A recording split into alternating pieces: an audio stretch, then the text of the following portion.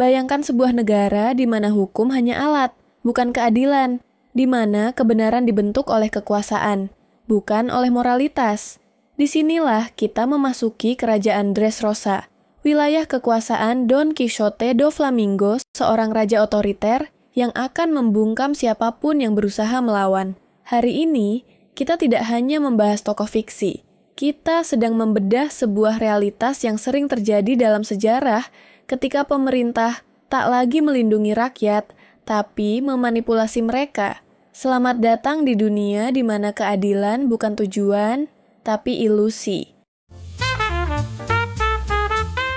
Cerita perjalanan ini dimulai ketika keluarga Don Quixote memilih turun dari status Tenryubito atau sekelompok orang yang memegang kendali atas dunia. Mereka menjadi korban kebencian publik yang selama ini terpendam terhadap kaum bangsawan. Ini mencerminkan teori kekerasan simbolik Pierre Bourdieu, di mana dominasi terjadi tak hanya melalui fisik, tapi melalui norma, stigma, dan persepsi sosial. Do Flamingo kecil menyaksikan sendiri bagaimana masyarakat bisa berubah menjadi alat kekerasan ketika struktur sosial dan ekonomi timpang dibiarkan terlalu lama. Trauma itu membentuknya menjadi pribadi yang percaya bahwa kekuasaan absolut adalah satu-satunya jalan bertahan hidup. Dalam merebut Dressrosa, Do Flamingo memanipulasi persepsi publik dengan menyabotase Raja Riku menggunakan buah iblisnya. Ia menjatuhkan Raja Lama dengan cara membuatnya terlihat sebagai penguasa tiran, lalu masuk sebagai penyelamat. Taktik ini sangat dekat dengan pemikiran Niccolo Machiavelli dalam Il Principe bahwa seorang penguasa sebaiknya tidak takut menggunakan tipu daya dan kekerasan jika itu menjamin stabilitas kekuasaan. Do Flamingo adalah penguasa Machiavellian sejati. Ia memanfaatkan ilusi moral untuk mengaburkan kekejaman nyatanya.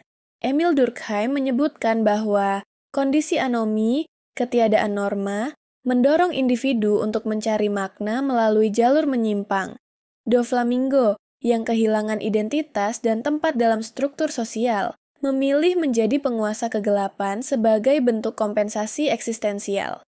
Machiavelli dalam Il Principe menyatakan bahwa kekuasaan tidak selalu menuntut moralitas. Seorang pemimpin harus tahu kapan menggunakan tipu daya dan kekerasan. Do Flamingo mencontoh prinsip ini dengan manipulasi dan taktik licik untuk mencapai tujuannya, untuk merebut kerajaan Dressrosa. Setelah merebut tahta, Do Flamingo tidak langsung memerintah dengan kekerasan terbuka. Ia menciptakan hegemoni, sebuah dominasi yang tampak disetujui oleh rakyat karena dibungkus dalam tatanan yang terlihat normal. Dengan membangun citra negeri damai dan penuh boneka, ia menutupi realitas bawah tanah yang penuh penindasan. Seperti yang dikatakan Gramsci, dominasi ideologis lebih efektif daripada dominasi militer, karena membuat rakyat menginternalisasi penindasan sebagai sesuatu yang biasa. Orang-orang yang diubah menjadi mainan oleh Sugar tidak hanya kehilangan wujud manusianya, tetapi juga kehilangan hak eksistensial mereka di mata masyarakat. Ini adalah bentuk alienasi sebagaimana dikemukakan Karl Marx, manusia yang kehilangan dirinya dalam sistem produksi. Mereka diubah menjadi alat tanpa nama, tanpa sejarah, dan tanpa relasi sosial. Bahkan cinta, keluarga, dan identitas mereka lenyap. Kekuasaan Do Flamingo mengubah manusia menjadi mesin dalam pabrik kekuasaannya.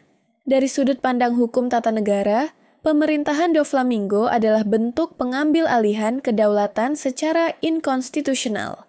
Dalam konsep illegitimate sovereignty, seperti dijelaskan Hans Kelsen, legitimasi negara tidak hanya soal siapa yang berkuasa, tetapi bagaimana kekuasaan itu diperoleh dan dijalankan. Do Flamingo tidak memiliki legalitas, karena naik tahta melalui kudeta dan manipulasi, serta tidak menjamin hak-hak rakyat seperti diatur dalam prinsip rule of law. Ia mengendalikan parlemen, militer, dan sistem hukum untuk memperkuat dirinya, mencerminkan apa yang disebut Carl Schmitt sebagai sovereign dictatorship, penguasa yang menentukan keadaan darurat demi membenarkan kekuasaannya sendiri. Foucault menyatakan bahwa kekuasaan bukan hanya berada di tangan satu individu, tetapi tersebar dalam struktur dan narasi. Doflamingo menghapus ingatan rakyat tentang siapa yang telah menjadi korban. Ia mengontrol bukan hanya tubuh, tapi juga kebenaran. Dalam Dressrosa, realitas disusun ulang sesuai kehendaknya. Ingatan adalah senjata, dan dengan mengendalikannya, ia menciptakan sejarah yang memihak sang tiran. Dari sudut pandang sosiologi, Doflamingo adalah representasi dari struktur kekuasaan yang korup, tertutup, dan terlegitimasi. Ia menciptakan tatanan sosial palsu di Dressrosa. Masyarakat yang tampak damai, tapi sebenarnya dikendalikan lewat propaganda, ingatan palsu, dan kekerasan. Inilah hegemonic state ala Gramsci yang dibungkus rapi dalam senyum palsu. Namun, seperti dijelaskan oleh Emil Durkheim, dalam masyarakat akan selalu ada anomali, sumber ketegangan yang memunculkan perlawanan. Mantan mainan yang mulai sadar akan identitasnya, serta keberadaan Luffy dan kawan-kawan menjadi kekuatan yang mengembalikan keseimbangan sosial. Ini adalah bentuk dari solidaritas organik, di mana individu dengan latar belakang berbeda bersatu demi satu tujuan sosial yang lebih besar, kebebasan dan keadilan. Ketika Doflamingo jatuh, itu bukan sekadar akhir dari satu tokoh.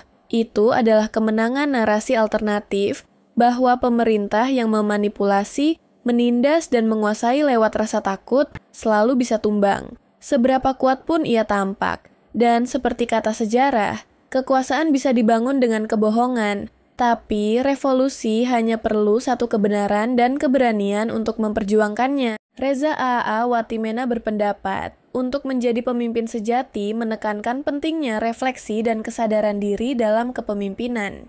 Kejatuhan Doflamingo menunjukkan kegagalan kepemimpinan yang tidak didasarkan pada nilai-nilai etika dan moral. Kisah Don Quixote Doflamingo bukan hanya bagian dari dunia fiksi.